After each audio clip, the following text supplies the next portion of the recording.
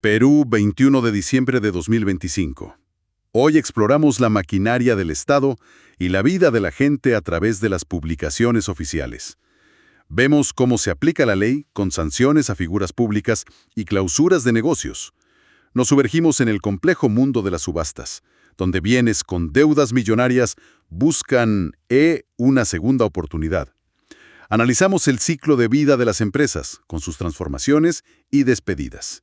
Observamos la planificación del futuro del país a través de concesiones mineras y energéticas.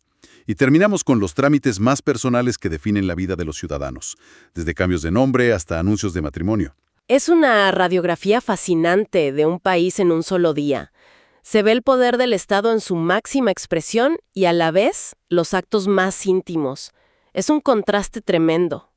Empecemos por donde el Estado, digamos, muestra los dientes: la rendición de cuentas y las sanciones. De acuerdo.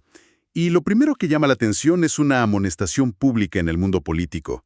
Se trata de Samuel Marcos Daza Taipe, el alcalde del distrito de Ancón, que recibe una sanción del Jurado Electoral Especial. Pero lo que me pregunto es, ¿qué efecto real tiene una amonestación pública? ¿Es solo un tirón de orejas? A primera vista podría parecerlo, pero es más profundo. La clave está en la palabra pública. La sanción, que ya es firme desde el 12 de diciembre, se ordena publicar. En el contexto de las elecciones generales de 2026 que se mencionan, esto se convierte en munición política. Ah, claro. No es solo un castigo, es una mancha en el expediente que sus oponentes y los medios pueden usar. La transparencia aquí funciona como un mecanismo de control y escrutinio público. Entiendo, es una sanción reputacional, pero no es el único ámbito. Luego veo una avalancha, literalmente páginas y páginas de sanciones de la SUTRAN, la Superintendencia de Transporte. Son listas interminables de nombres de conductores y empresas. ¿Qué nos dice esta cantidad masiva de multas sobre el transporte en el país? Nos dice que estamos viendo una batalla constante. Cada uno de esos códigos que aparecen, como F1 o S8.B, representa una infracción específica, desde fallas mecánicas hasta exceso de horas de manejo. O sea, un control exhaustivo. Exacto. Y esta avalancha de sanciones no es solo fiscalización, es el síntoma de un sector enorme y vital para la economía, pero con grandes bolsones de informalidad y problemas de seguridad crónicos. El Estado intenta regular con mano dura, pero la cantidad de sanciones demuestra la magnitud del desafío. Son de juegos huilos. Pero no se detienen ahí. Declaran el abandono, el comiso y la destrucción de 13 máquinas. Básicamente borran del mapa este negocio. Exacto. Esa es la pena de muerte para un negocio que opera al margen de la ley. El uso de un edicto, que es una publicación oficial, nos indica que probablemente no pudieron encontrar al dueño para notificarle en persona. No lo encontraron. Entonces el Estado dice, ya que usted no aparece, procedemos con la máxima fuerza.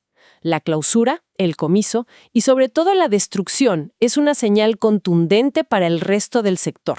Es decir, operar ilegalmente no solo te costará una multa, te costará el negocio entero, de forma irrecuperable. Y esa es la muerte de un negocio por orden del Estado. Pero también está la muerte financiera, que nos lleva a un mundo completamente diferente pero igual de fascinante. El de las subastas públicas. Así es el final del camino para muchos activos, pero el comienzo de otro. Aquí es donde las deudas se materializan. Y encontré el caso de una camioneta que sinceramente no tiene ninguna lógica. Es una Nissan Navara del 2011, que se subasta porque la empresa dueña, Esmetal SAC, está en liquidación. Su valor de tasación es de unos $3,000. Pero escucha esto, tiene deudas acumuladas por más de 140,000 soles. ¡Wow! Un embargo del Ministerio de la Producción, otro de un juzgado, otro del Ministerio de Trabajo, otro de Senati. ¿Por qué alguien en su sano juicio compraría esto? ¿No heredas toda esa deuda? Esa es la pregunta del millón y la magia de un remate judicial. La respuesta es un rotundo no. No heredas la deuda. De hecho, es todo lo contrario. ¿Ah, no? Para nada. La frase clave en estos avisos es que, una vez adjudicado el bien, se emite una orden que deja sin efecto todo gravamen que pese sobre este. Es un proceso de lavado de activos, en el buen sentido de la palabra. El comprador se lleva el bien libre de polvo y paja por una fracción de su valor, y el dinero de la venta se reparte entre los acreedores hasta donde alcance. O sea, el atractivo es precisamente la cantidad de deuda, porque eso hunde el precio de venta. Exactamente. El precio base en la tercera convocatoria es de apenas $1,450. Es una ganga, pero solo para quien entiende que el sistema judicial le entregará un título de propiedad limpio. El resto de la deuda simplemente se vuelve incobrable contra ese bien. Es una solución imperfecta, pero es la forma que tiene el sistema de poner un activo de vuelta en circulación. Y si lo de la camioneta era un enredo, lo que vi con un inmueble en Huancayo es una verdadera novela.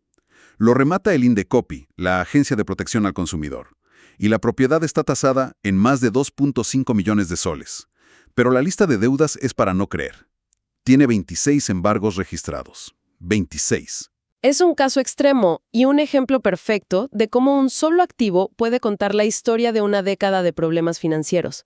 La mayoría de los embargos, curiosamente, son del propio Indecopi, por multas y sanciones impagas desde 2015. O sea, ¿la misma entidad que lo remata? La misma. También hay uno de la SBS, la Superintendencia de Banca y Seguros. Cada una de esas 26 anotaciones es el capítulo final de un juicio, de un proceso de cobro que tardó años. Entonces, ver esto es como hacer una autopsia financiera. Te muestra que el dueño de esa propiedad tuvo problemas con consumidores, con el regulador bancario. Y probablemente con muchos otros. Y nos dice algo más sobre el sistema. La lentitud. Que se acumulen 26 embargos antes de llegar al remate final sugiere un proceso judicial y administrativo larguísimo. Para cuando el bien finalmente se vende, la deuda original probablemente ha crecido exponencialmente con los intereses. Esto nos lleva de las historias de activos individuales al ciclo de vida de las entidades que los poseen, las empresas. Es una transición perfecta, porque así como vemos el fin de un activo, también vemos el fin de empresas enteras.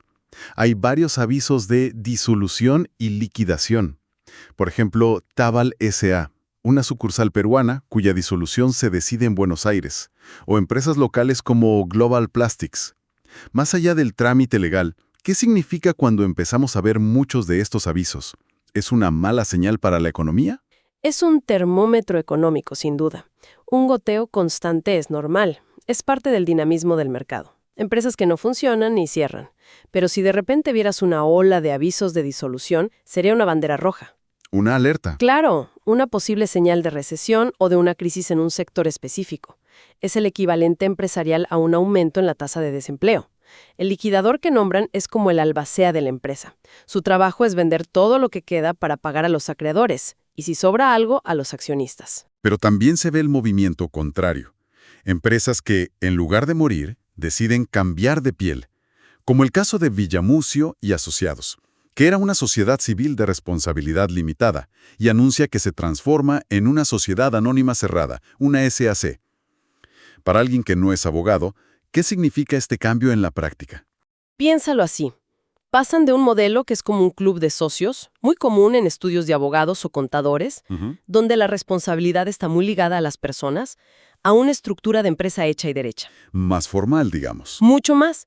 Una SAC está diseñada para crecer, para limitar la responsabilidad al capital de la empresa y no al patrimonio personal de los socios, y para facilitar la entrada de nuevos inversionistas. Es un voto de confianza en su propio futuro. Es decir, creemos tanto en nuestro crecimiento que necesitamos una armadura legal más robusta. Luego están los ajustes internos que son realmente drásticos. Me topé con el caso de la empresa Rayovil SAC.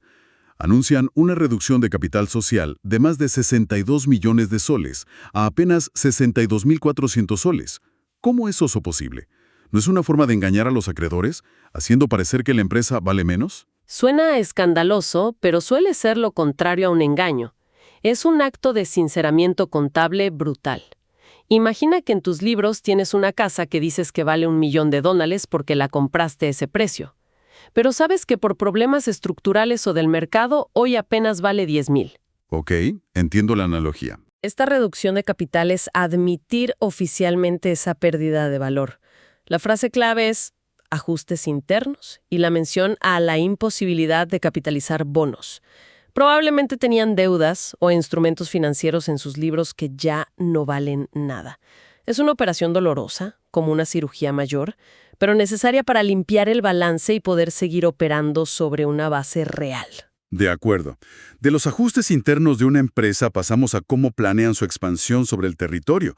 Aquí es donde se juega el futuro a gran escala, con las peticiones de concesiones mineras y energéticas.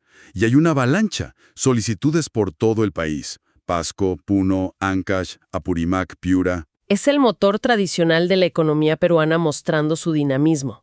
Pero lo realmente interesante no es la lista de nombres de las concesiones, como Ucumari o Minera Dorila 3, sino un detalle legal que se repite en absolutamente todas, sin excepción. La cláusula sobre la consulta previa a los pueblos indígenas dice claramente que el título de concesión por sí solo no autoriza empezar a explorar ni a explotar.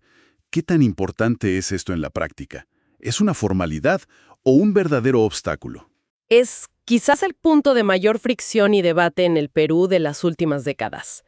No es una formalidad, es un campo de batalla legal y social. Esta cláusula refleja una ley basada en convenios internacionales que busca proteger los derechos colectivos de las comunidades originarias sobre sus territorios. Es decir, la empresa tiene el derecho al subsuelo. Exacto. Pero la consulta previa es la puerta que debe abrir con la comunidad para poder operar en la superficie. Si la comunidad dice no, o si el proceso no se hace correctamente, el proyecto puede quedar paralizado por años, generando conflictos sociales muy graves. Además, algunas de estas solicitudes como DLHI en Puno o Turquesa XXX en Piura tienen otro añadido. Especifican que están en la zona de 50 kilómetros de la frontera con Bolivia y Ecuador. Eso añade otra capa de complejidad. Por supuesto, esa es una zona de seguridad nacional. Cualquier actividad económica a gran escala en esa franja requiere permisos y una supervisión adicional de las Fuerzas Armadas y del Estado.